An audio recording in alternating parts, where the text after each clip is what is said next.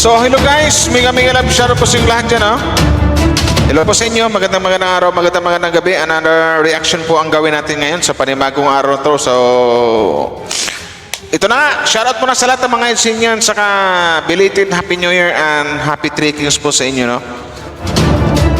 Mayroon tayong i-content dito about dito sa isang basher ni Papa Eds or ni Kalingap ito na may pagbabanta na babagsak daw ngayon si Papa Eds.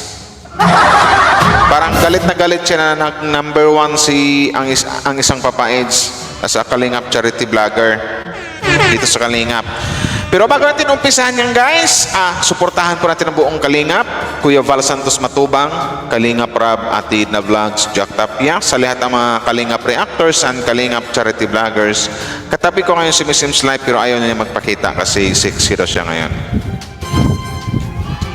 Electric pan kasi medyo So ito na nga, ito na yung pag-uusapan natin ngayon. Ito na yung ipakita ko lang sa inyo pero hindi ko to ibabash. Hindi ko to ibabash or hindi may sabihin ganito ganyan or murahin, walang ganon. Iyan lang natin. Sabihin na natin yung mga dapat sana ba yan ito yan. Ang pangalan niya may Sanbada pero kung himay-himayin natin yung kanyang apelyido, something like na may kumbaga nagawa-gawa lang ng siguro to nagawa-gawa lang siguro ng Facebook kumbaga madaling sabihin poser, something like that. Kasi kung isipin natin yung kanyang apelyido, parang binaliktad lang niya yung kanyang apelyido or nirambol niya doon sa dating na link kay Papa Eds. So hindi ko na sabihin kung ano yung pangalan. Alam ko namang alam niyo yun. So nano ko lang ang kanyang apelyido na something like na kasi lahat ng litra andun kumbaga something like na pinagrambol-rambol niya or binaliktad lang niya, something like that. So sa bashers ni Papa Eds, makinig ka. Kasi ang sabi mo dito, may Sanbada or kilala ko yung apelyido mo. Rambol mo lang Mga solid ido na mayayarang daw or mayayabang. Tapos na ang New Year. Lapas kayo at ngayon kayo magyabang. Lakas nyo pagtakpan kalukuhan ng idol nyo. So matanong ko lang, ano ba ang sinasabi mong kalukuhan ng isang Papa Eds? Anong klaseng kalukuhan yun, Mayi? Baliktad ka pa ng apelyido mo, Anong kasing kalukuhan yun yung mahalin lang niya si Viancy? Mahalin niya ng totoo? Mahalin niya ng seryoso? Kalukuhan na ba tawag nun? Something like na parang against ka or bitter ka or ayaw na ayaw ka dito sa edgy couple na to. Gusto mo ba si Ido? Kasi sa apelyido mo pa lang parang halatado na pagtakpan kalukuhan ng idol nyo, sige, number 1 daw siya, kaya sila mayabang. At saka karapat-dapat siguro, huwag kang magalit kung magyabang ang mga fans ni Ido kung number 1 si Ido kasi deserve naman na ipagmayabang or something like ipagmalaki kasi pinaghihirapan nyo ni Papa Eds. Saka alam ng karamihan, alam ng mga fans ni Papa Eds na kung gaano rin kasipag si Papa Ido at kung gaano siya kaseryoso sa kanyang trabaho. Bakit nagagalit ka? Ano bang ginawa ni Papa Eds? Number 1 daw siya, kaya sila mayabang. Tingnan natin ngayon kung mag-number 1 pa yung idol nyo, oras na ng pagbagsak niya. Nagbabanta ka pa, something like that, na babagsak ang isang Papa Eds. Never ever mangyari yan. Kung mag-number 2 man siya, number 3 or 1, 2, 3 ganyan, hindi babagsak isang Papa Eds. Kasi seryoso si Papa Eds at talagang something like na masabi ko dito, seryoso siya sa kanyang trabaho as a Kalingap charity vlogger. Bakit pinagdasal mo something like na babagsak ang isang Papa Eds ngayon? Nagbanta ka pa na babagsak ang isang Papa Eds. Ano bang mali? Bakit gusto mong mapabagsak ang isang Papa Ido? Matanong ko lang. Ano bang mayroon? Kasi hindi ba nasunod yung gusto mo? Kaya ginamit mo pa yung apelyido dyan na hindi ko na lang sabihin dito. Nirambol-rambol mo pa. At saka talaga, keyboard warriors ka lang. Kung kung talagang matapang ka at may panindigan ka dyan sa mga pinagsasabi mo, eh dapat mag-public ka ng Facebook account mo. Huwag ka magtago. Nakapublic na nga, wala pang hitsura. Di halat ng keyboard warriors. Literal na duwag ka lang talaga. Tsaka walang kwenta yung paninira mo kay Papa Eds. Alam mo kung bakit walang kwenta? Kasi wala kang pagmumukha na pinapakita. Puro ka lang gawa-gawa ng kwento. Ano bang sinasabi mong kalukuhan? Kalukuhan na ba yung magmahal siya ng totoo at seryoso sa isang fiancé girl? Nagmamahalan sila, wala ka nang magawa. Huwag kang bitter. Huwag mo nang ipilit kung ano yung gusto mo. Yun lang yun. Baka may nakalaan dyan sa idol mo. Oops, wala akong binanggit na pangalan. Pero uulitin ko lang, kung isipin natin yung ginawa mong apelyido dyan na Sanbada, malamang alam. Comment down below mga Edsinians kung sino yung kung natumbok nyo ba yung gusto kong tumbukin, kung nakuha nyo ba yung gusto kong kukuhanin, o naintindihan nyo ba kung yung gusto kong ipaintindi sa inyo, kung yung sabot sa last name niya sa ginawa niyang apelyido, di ba? Ganyan, huwag mo nang pagbantaan si Kalingap Ido na babagsak siya ngayon tapos ng New Year ganito, ganyan. Bagkus matuwa ka pa nga eh. Number one si Papa Eds, isa lang ibig sabihin yan. Isa siya sa pinakamasipag. Napakaseryoso at dedicated sa kanyang trabaho as a charity vlogger. Dito sa Kalingap, di ba, Wawalay? Mag-hi ka nga, Wawalay. Pakita mo yung kamay mo. Oh. Isa to si Miss Live. Ipakita ko si Miss Live. Hindi na kasi nakasimangot. Huwag ganon. Bakit napakabitir mo? Kung alam ko na to eh. Siguro ayaw niya kasi hindi nasunod yung gusto niya na dapat ang kaano ni dapat yung magiging partner ni Kalingap Ido, yung kung ano yung nasa apelyido niya. Nakuha niyo guys? Kung ano yung ginamit niyang apelyido, baka yun yung gusto. Yun yung gusto niya mangyari. Kaso para siyang syunga-syunga kung mag-comment ng ganyan. Mantakin nyo, mayroon daw pinagtakpan.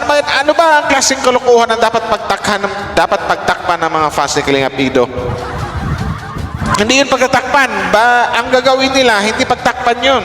Ang gawin nila, ipagmayabang pa nila na nagmahal ang isang Kalingap Ido ng totoo at hindi kalukuhan ang tawag nun. Tingnan natin ngayon, sabi niya, tingnan natin ngayon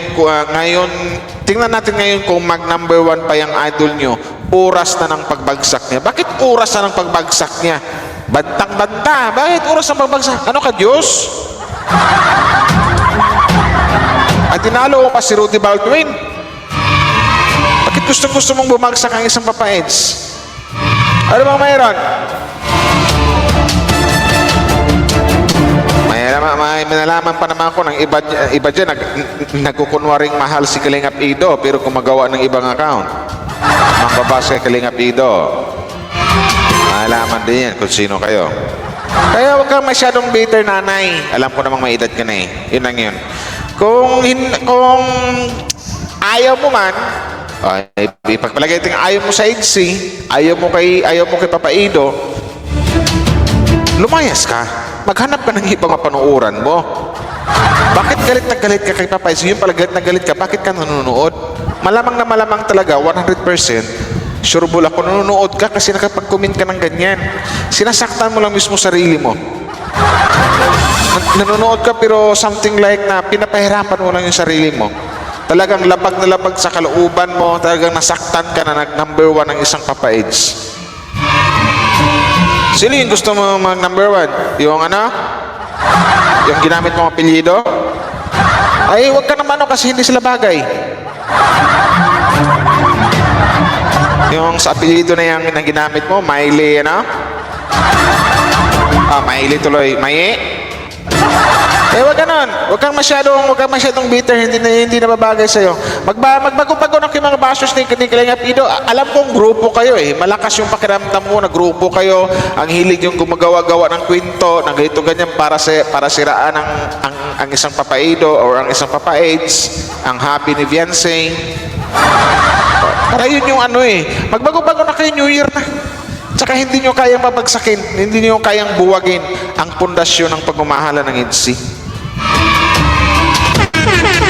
Ganun lang. So, magbago na. Wag na masyadong bitter. Malapit na kayo sa ano, kumbaga, something like na takip silim na kayo, malubog na araw nyo, itong si Ido at saka yung wife niya, pasikat pa lang, pasibol pa lang yung araw. Kayo, wala na. Kahit anong gawin nyo, hindi kayo mananalo sa mga ganyan. Diyos ko po, may mga edad na ganyan po yung mga pag-iisip. Nang babanta pa kayo, nang babanta ka pa may saan na apelido nito? Binaligtad mo pong apelido, ha? Sanbada. Sinasabi mo pang ano, babagsak ang isang papaids, ha?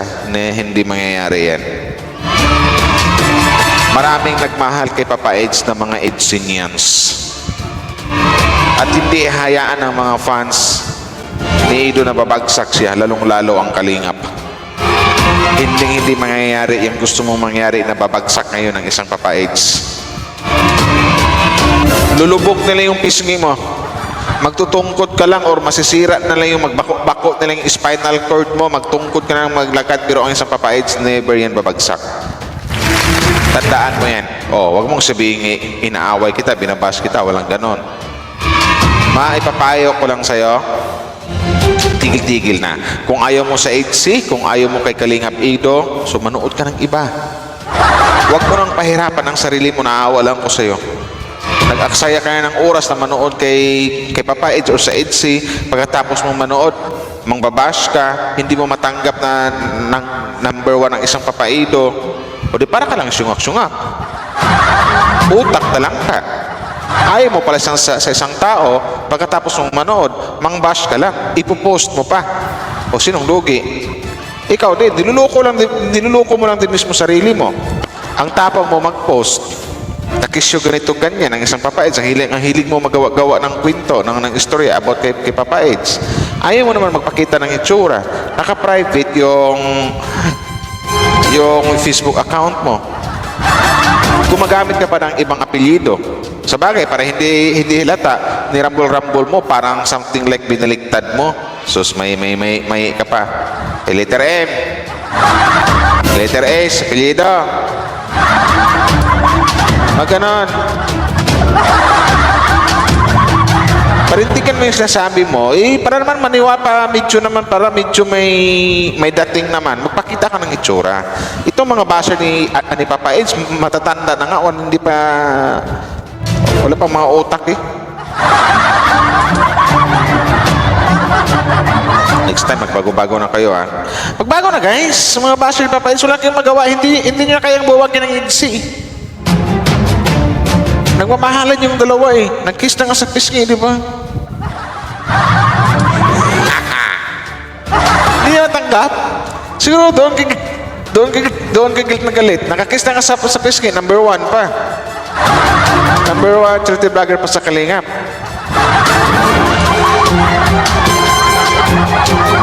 Kaya ano, pagdasal mo yung pamabagsak, hindi kayo papapakinggan ni Lord. Yun lang yun. Magsimba na lang kayo every Sunday, mangumpisal kayo sa mga mali nyo, yun lang. Huwag na kayong manira ng ibang tao na parang something like na kayo yung tipo mga taong hindi maayaw or something like nagagalit na makakita ng ibang taong umaangat sa buhay. Kayo yung mga taong nagagalit na pag nakikita niyong masaya yung isang tao kasi mayroon ng minamahal. Yun lang yun. Uulitin ko, kung ayaw nyo sa HC, kung ayaw nyo kay Kalingap Ido, magsilayasan kayo. Humanap yun ng ibang mapanood, payo ko lang sa inyo na maaring makapagbigay buhay or tugtong ng buhay nyo. Na maaring magpagbigay sila ng saya, ngiti, kilig. Yun lang yun. Kung naasar kayo sa HC or kay Papa Eds, so you better go, lumayas na, leave. Shoo. Ganun lang. Di ba? Tapos. Hindi ka pa nakagawa ng kasalanan. Hindi yung magbata-banta ka pa na babagsak si Papa Eds. Pinagtakpan pa yung mga kalukuhang ginagawa. Nako, walang mga fans na walang mga Edsinian sa mga ganyan. Mahal na mahal nila ang isang Kalingap Ido, mahal nila ang isang Viancy girl, mahal na mahal nila ang Viancy. Ang EDC. Kasi nga, EDC is real. HC is love. Yun yun. Kaya wag kang syungak-syungak. Next time kung mangbas ka, make sure mo na may picture ka. Pakita mo yung pagmumukha mo, hindi yung nagmukha ka, para kang syungak-syungak sa ginagawa mo. Pinagluloko mo lang sarili mo. At pinapahirapan mo lang sarili mo.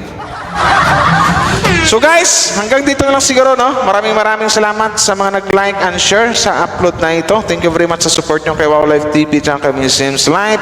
Happy takings po sa lahat. Tsaka kay Nanay Maye. Maye, Sanbado. O, Sanbada pa to. Anong apelido mo? Binaliktad mo pa yung apelido ni Letter M, ha? Ikaw talaga, baka awayin ka niyan. Hanggang dito lang guys. Maraming salamat sa inyo. Babush!